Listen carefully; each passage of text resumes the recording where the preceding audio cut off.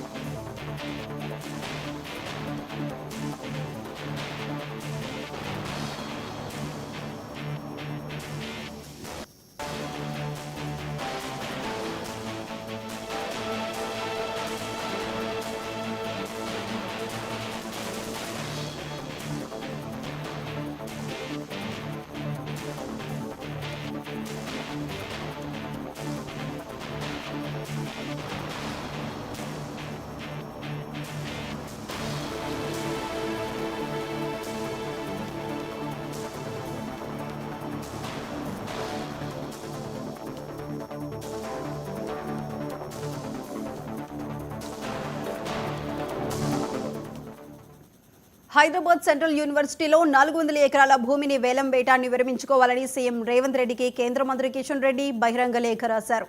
ఆ ప్రాంతంలో అనేక వృక్ష జంతుజాలం సరస్సులు ఉన్నాయని పేర్కొన్నారు. గతంలో ప్రభుత్వ భూముల విక్రయాన్ని రేవంత్ వ్యతిరేకించారని గుర్తు చేశారు.